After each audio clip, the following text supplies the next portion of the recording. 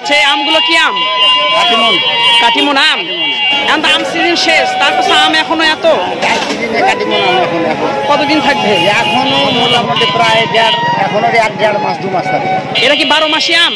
12 মাসে এর নাম।